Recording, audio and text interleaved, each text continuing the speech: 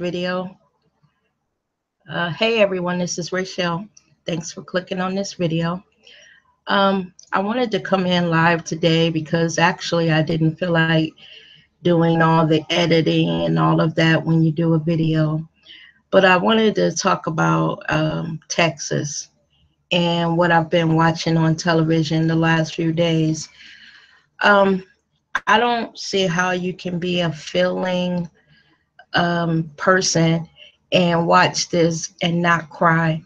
The last few days when I've watched them take these people, by boats and, trucks away from their homes that are totally devastated, and people try to keep a brave face on when catastrophe is happening all around them.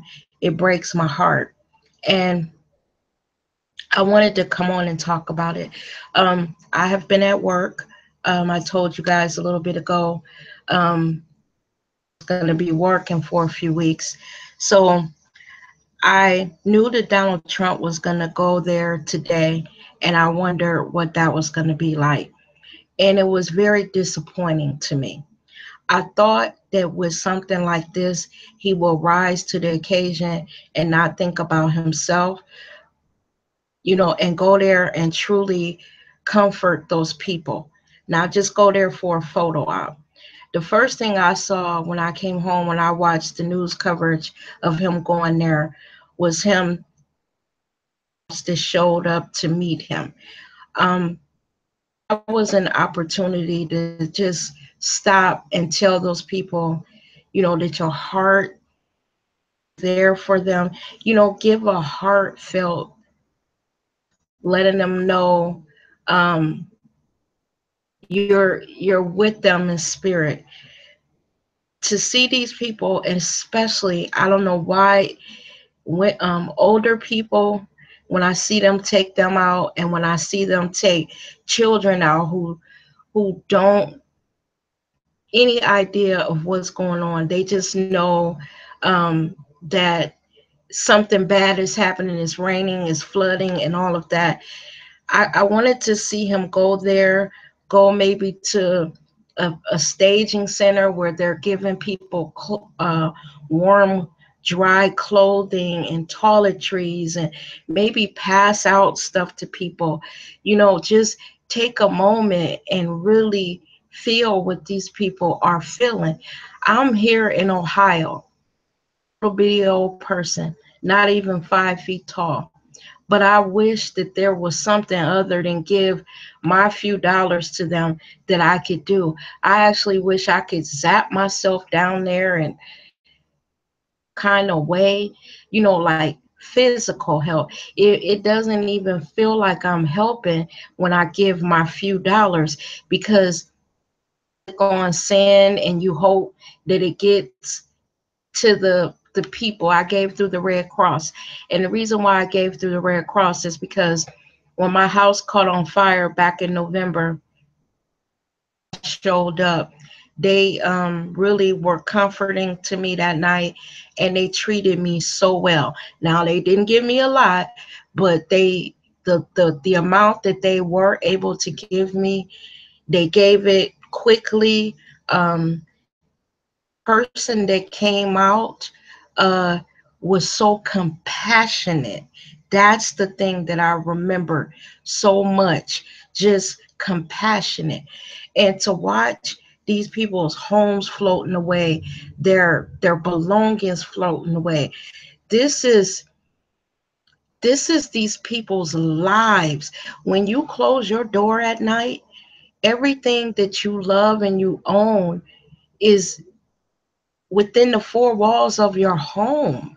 All your mementos, your pictures of your children, report cards, just have saved keepsakes. All of that is gone. And then not only that, you got to think about their jobs are gone. Their neighborhood stores are gone. There's no place to go. And then for him to say something like, congratulations. Oh, I mean, we'll give congratulations when we get this done. When I was watching the news before I went to work this morning, they said it's going to take years to get these people semblance of what they were before this hurricane hit them. And then what about the people who a lot of money to rebuild? What about those people? I just watched just families, torn apart, and then they find each other some kind of way. And when I tell y'all, I have been crying nonstop and praying every time I think about those people down in Texas, not to mention Louisiana. And you know that Louisiana can't take happening to them. Just the thought of one little pond ending up in Louisiana curls my toes. Just the thought of it, after everything that, they go through yearly with flooding and all of that. I don't know, y'all. I don't know. It's like right now in the country, we are in a place, where we can't feel compassion. Well, some of us can't feel compassion for our brother, our sister. I can't, I feel guilty at night going in there, getting in my clean, dry bed, and to think that there's someone in another state whose home is completely gone. Y'all, it's not like, they're out of their homes for a few days. The home is gone. It's gone. Where do they go? You know, once the rain stops and the waters start to recede, where are they going? You know, what do they have left? And then I am sorry, y'all, but I really don't have any faith in the help that's going to come from the federal government down to the little people. When Hurricane Katrina happened, money, and we heard that that money was not all used for the people um, that really needed it. I hope and pray that this ends up better than what Katrina's aftermath was. But when I'm looking at this, y'all, even when they talked about people going to the Houston Convention Center, I was like, oh Lord, please let them have, everything that those people need when they go there. Don't let it be another, you know, happened during Katrina when those people went, and then things started to run out and people were desperate. And then what about this church, this Joel Osteen? Now, y'all, I don't really follow this man, but I did see a video where someone went to the church and there was a little water out in the front, but it wasn't flooded like thought it was going to be. Now, here's my thinking. If there was room enough for 100 people, let those 100 people in to that church. It is those people in that community that have made that church the mega church that it is. I was sitting here watching, all day on Facebook when I was at work, people commenting on, just allowing some people in, even if you don't do anything but provide them with dry clothes and some toiletries and send them on their way, to the next stop. But isn't a church supposed to help? You're not supposed to close your doors up to the very community that supports you. You can't be on television smiling and, promising what you're going to do. And then when the first sign of catastrophic like this happens, you close the damn doors and say, we're flooded, and people can come by and clearly see that it's not? Where, from what I saw the church, it was a lot better than what those people who were wading through chest high water. Now another thing, sitting in Ohio, I'm sitting there watching these people on canes wading through that cold water.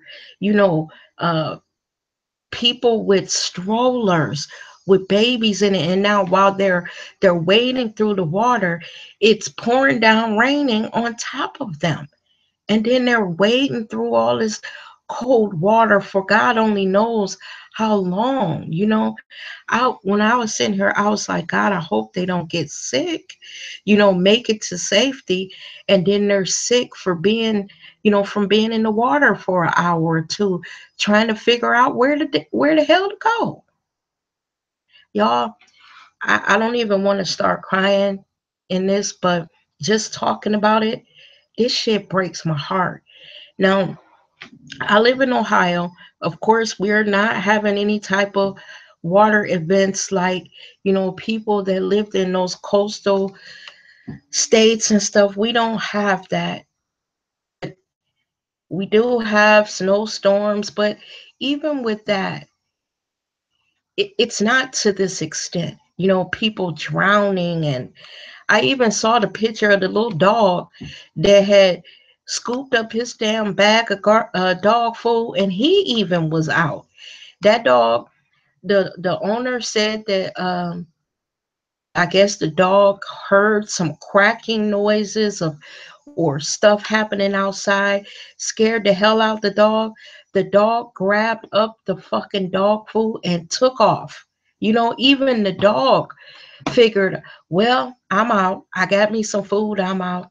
I don't know, y'all. I don't know. I'm going to tell y'all, try to give through the Red Cross. That's the only one that I know is reputable. And even with that, y'all, we got to hope that every penny gets to the people that actually need it. Now, I know that the Red Cross does come out and help. I know that they do because they actually helped me. And y'all, I told y'all after the fire, they literally that night put a a Visa, what do you call those Visa cards that you can charge on?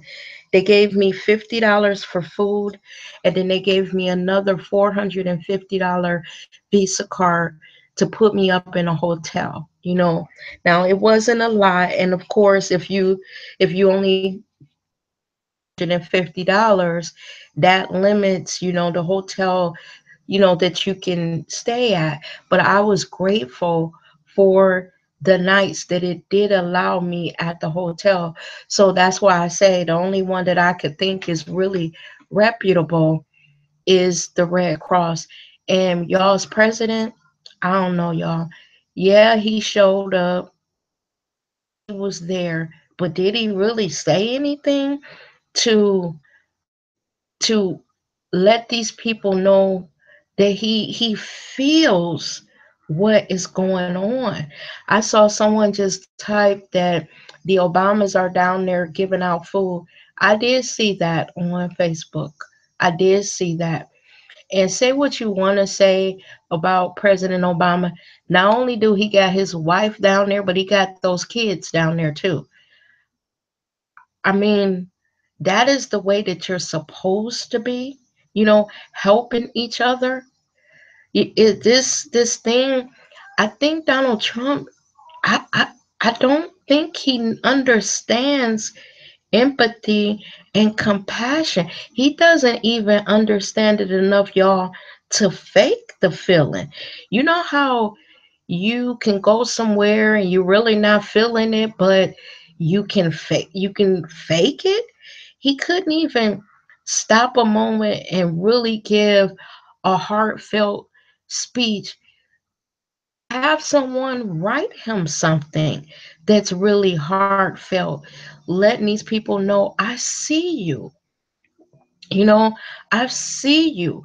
But yeah, I do see that the person said it was Katrina, and I do remember that there was some issues with Haiti and the Red Cross. I thought it was something because I remember during Katrina they said millions and millions of dollars were given, but the money never made it to the people. That's why I said at the beginning of this, y'all, I gave the little few dollars that I could give at this time, with me just getting back to work. But when I gave it, I didn't feel like I was really helping because, you just give the money and you never actually see it help someone. That's why I said I wish I could self down there and stand at a truck to hand out, you know, a warm blanket and some dry clothes and toiletries and feminine products and diapers for babies, a little teddy bear for a little kid, or stand somewhere and just give people hugs to let them know that you're not alone, even though we're not there with you. All of us just can't, be there in Texas with you. We're watching this on television. And if you can watch this and not cry, you know, now, when I looked at what Melania had on, those folks were intended to get dirty. Melania had on a crisp white shirt and crisp white sneakers on her feet. She didn't plan to walk anywhere where it was mushy or muddy or wet. And he's standing there talking about crowd size and reminding these people again that this is the worst storm, that ever hit United States. They don't need to be told that. They're wading through the evidence of it. They watch their house wash away or just they don't need to be. Why would you stand there and say, yeah, this is the worst storm that ever hit United States? One in 100 years. They know that. Tell them that.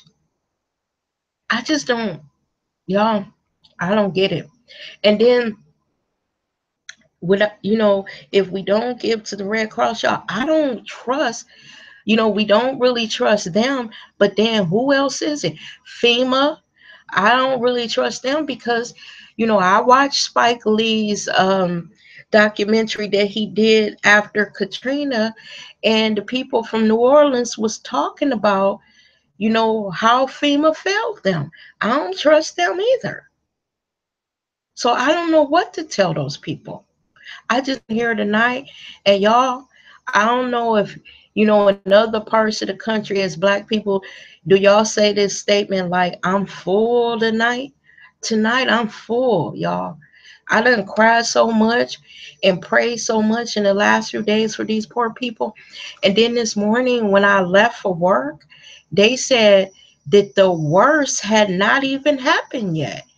I was sitting there thinking, God, how much worse can it be for these poor people? And then Louisiana, they're they're in the past, y'all. I can't. I just wanted to come on. Like I said, I didn't want to sit and do a video and be editing it and waiting for it to upload. I just wanted to come and say, if there are any Houstonians here, any people from Texas, if you have family members, I'm praying for y'all, and we're with y'all. Even though our president, he ain't about shit. I gave my little few dollars that I could give to help, and I hope and pray that what I gave is gonna help somebody for real. The only thing I could say to these people is just try to stay strong. I don't know when this is over because even when the rain stops, it's not over for them.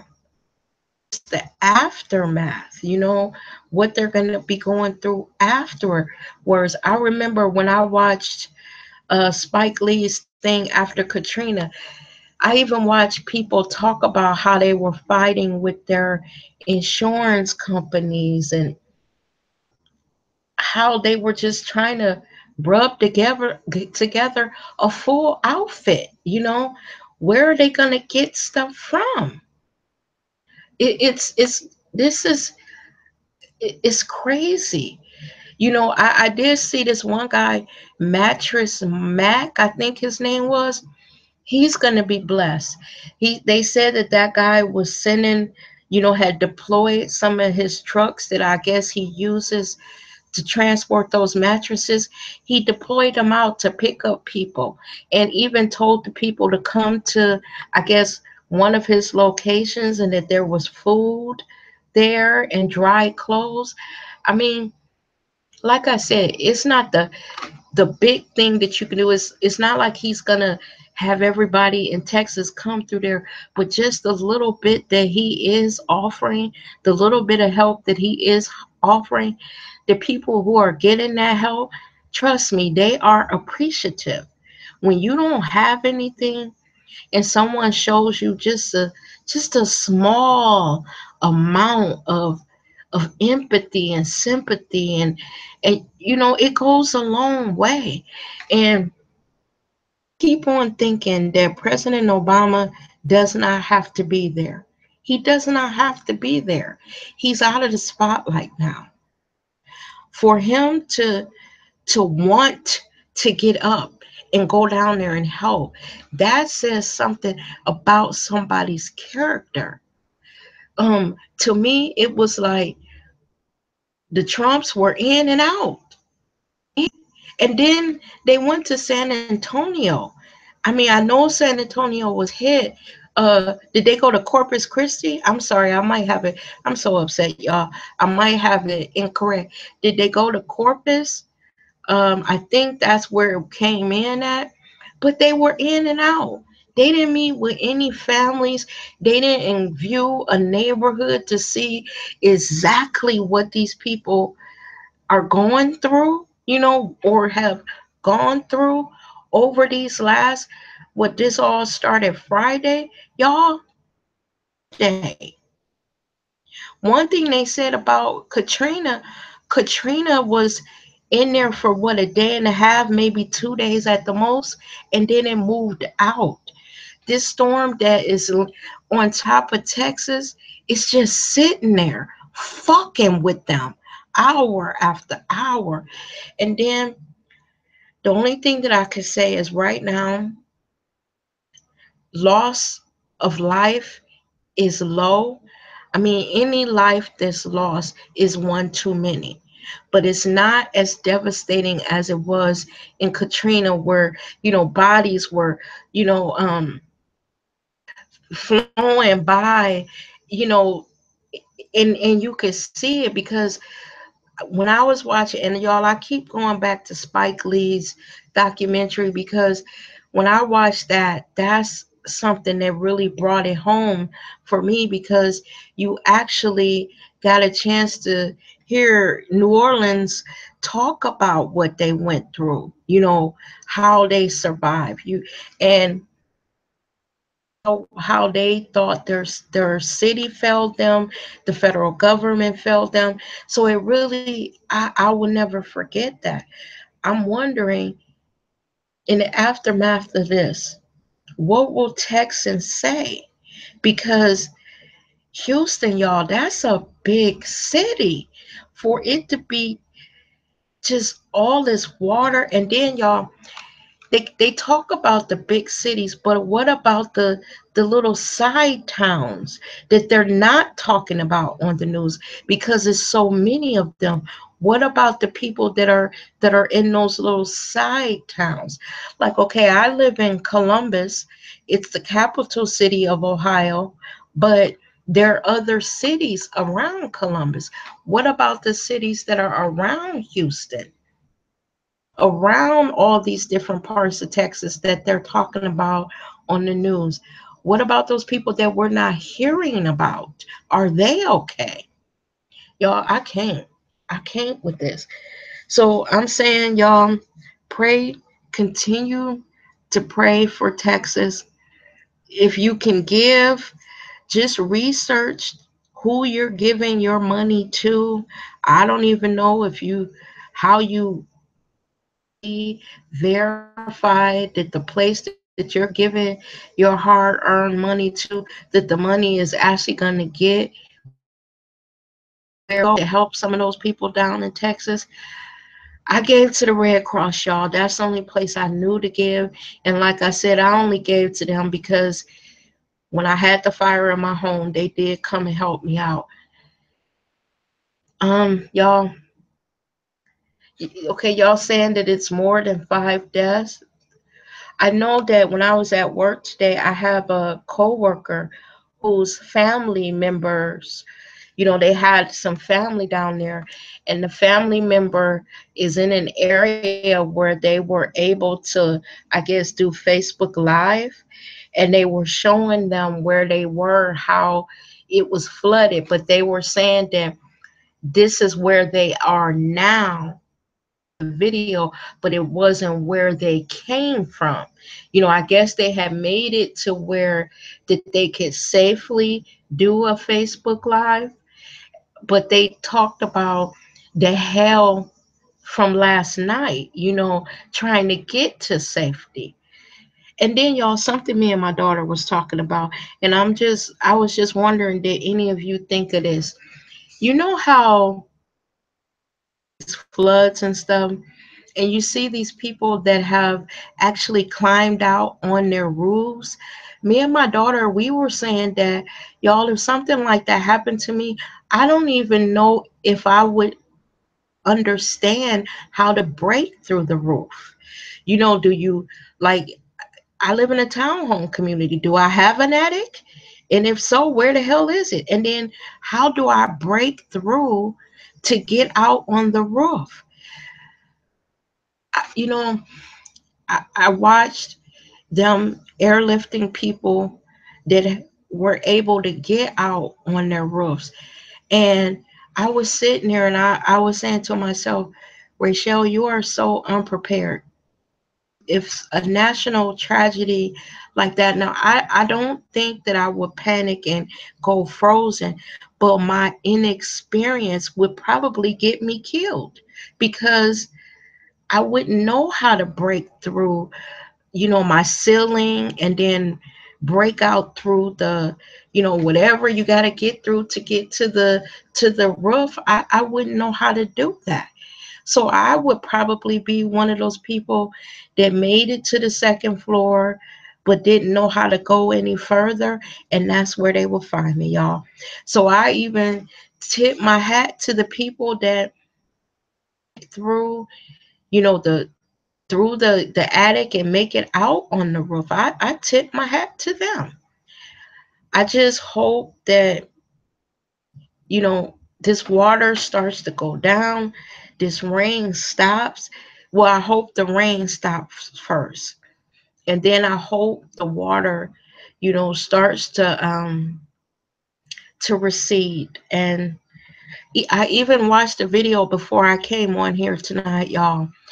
This lady was in her house and it was flooded, outside, and filmed, what is it, alligators, um crocodiles. I don't want to say the wrong one, sounding like an ignorant northerner.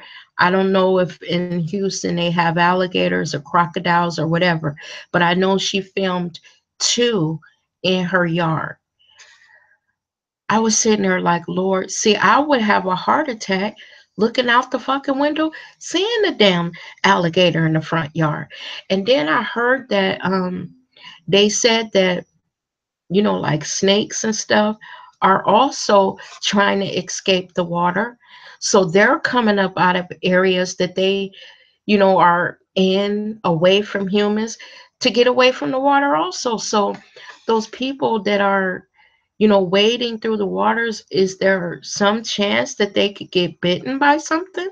See, all that, when I'm watching the news, I just don't see people in boats walking, being pelted by rain, water up to their chest. I start wondering what's in that damn water. I saw last night a little old lady, Queens, and I don't know how she did it, y'all. I don't know how she did it. She's the age of my mother. And I think of my mother having to take her cane at 70 plus years and try to walk through, or, you know, even chest high water. My mother wouldn't survive it. Her strength would give out. You know, I just wonder. And that shows you the strength of those people, or their determination to survive. Because I even think about myself. I like to think I'm strong, but I'm in my 50s and I'm not the young girl that I used to be. And, I'm not as, strong as I was. And I wonder how far my determination would go before my body would give out. So when I saw those old people wading through that water, that made me cry, because some of them were, how old people kind of shuffle, but they were shuffling through the water. They made it. Strength, y'all. They showed a couple that were 91 or 92 years old. Those people were wading through that water. They were scared. They were at their home. The water kept on rising. They didn't think that if they waited any longer, they would be able to get out. They threw on some raincoats and they hightailed it the hell up out of there. And they were in their 90s. Texans are strong. I'm telling y'all. And I guess the human will to survive is also strong. And I'm gonna keep watching, keep, just seeing if there's anything that I can do. I guess when I get paid Friday, I'll give a little bit more and pray that it gets to, because y'all, I don't want to be giving and then it's some greasy asshole taking the money and pocketing it and it don't get to where it needs to go. Um, I just that. I want these people to get, I guess, I don't know. So what do y'all think they're gonna do? Like, cause I'm at a loss. Once the water recedes, anybody that's in that area, can you tell me, do they give you like trailers until you can rebuild? Or are you just living outside? Do they give them trailers or something? Is that what FEMA does? And then how long does it take them to get a trailer? Because what I'm thinking is, I was listening to that guy, General Honore, that helped New Orleans and after Katrina, and he said that there's a big difference between and what's going on in Texas. He said that in New Orleans that there are hundreds of thousands of people, but in this area where I guess this flooding is, there are millions of people affected. And y'all can correct me if I'm wrong. So here's my question to y'all. If Texas is going to involve millions of people, how are they going to people afterwards? So do y'all know if they give them like trailers to live in, or what do they do? Do they, yeah, do they give them tents? Or I, I hope they're not giving these people tents. They need to be up out the elements, dry, and you need to feel that you can go into something and shut the door and get some privacy after being homeless. Then you need some little small slice of privacy. And then the people that are in those convention centers and all of that, do they have televisions in there? Do they have some type of something to help them get through the day? um I know if are they set up with some type of social services in it to start getting them prepare for once the water recedes and the rain stops and all that. Y'all, I'm sorry. I know I got all these questions, but this is the stuff that goes through my mind when I'm watching the news. I'm like, so do when they go to these centers, do they just go there and sit? Or do they have like, do they start setting up some type of social services where the people can maybe reach out to family members or, you know, figure out where they're going when all the water is gone? Y'all, what? I don't know, y'all. That's why I was so disappointed in y'all's fucking president. Now, don't get me wrong. I didn't hang my hat on that he was going to go down there and really show empathy for the people, but I thought he'd be able to fake it. When I watched what I guess he did when he went down there, when it went off, I was like, because y'all got to think I was at work when he gave the speech. So you know how when you come home, you turn it on and say, well, let me see what this motherfucker did when he went down there. And when the little clips played, I was like, well, was that it? You know, it. He didn't. He promised them that they was going, and then for him to say that years they will be talking about how great a job he did. Why is everything a fucking competition? We're not talking about real estate here. These are people's fucking lives and everything. When your lively, okay, first of all, your home is gone, your job is gone, your friends, the people that you lived in the neighborhood with are gone. That's a loss that we can't even imagine when everything is gone.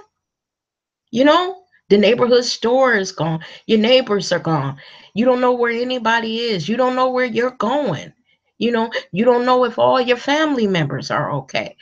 That's like people in a war zone. I don't know, y'all.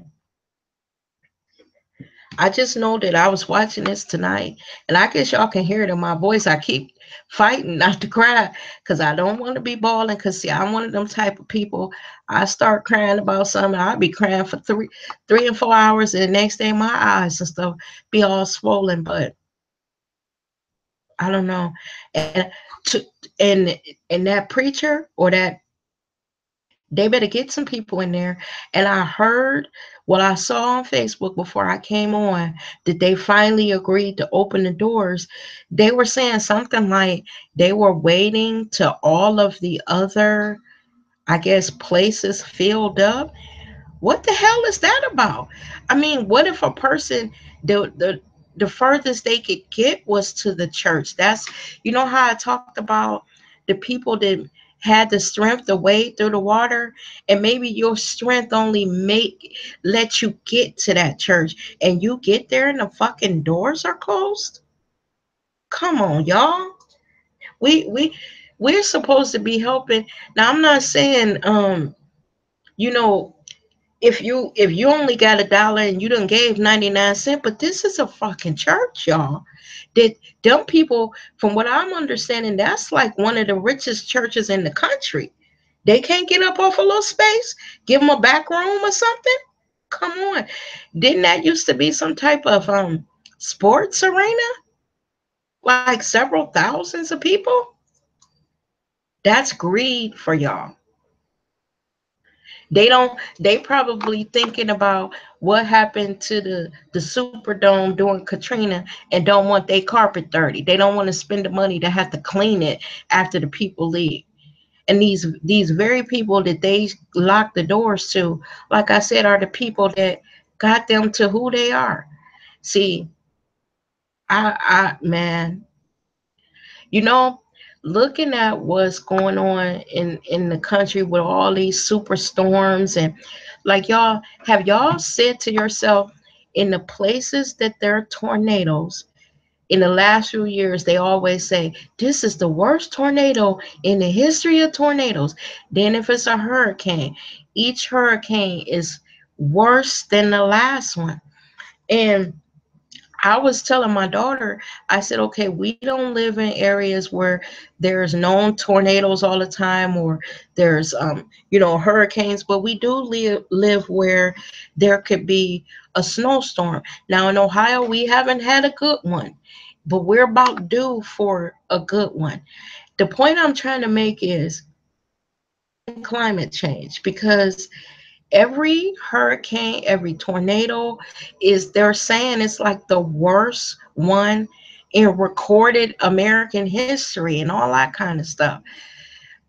We're gonna have to do something, because people are being, because of levees breaking, and it's just, it's so much, y'all. It's so much. I didn't want to be on here talking y'all ear off on a Tuesday night, but I just, like I said, I wanted to come in and just tell y'all to pray. And if you are in Louisiana or Texas area, and if you're on here, to tip my hat to you, because I think I would be somewhere staring at thin air. I would be so fucked up, y'all. I wouldn't even be able to talk, let alone log on to YouTube. So if you got any family members down there, I'm praying for them. If you're down there, I'm praying for them. I'm gonna try to send y'all some more money. Um, this week, and when I get paid, and I pray that it gets to the people that actually need it. I'm gonna say that over and over again, because like y'all said, I do remember it was some bullshit with Katrina, and I definitely remember that it was some shit. It was a whole bunch of shit with all that money that we gave to Haiti, after they were devastated. So y'all, this is it for tonight. I, as long as this go on, I might come on here every night and talk about what I saw. I just can't get this shit out my heart. Y'all take care. Thanks for, stopping through. Everybody out there, stay safe. And video. Bye bye now.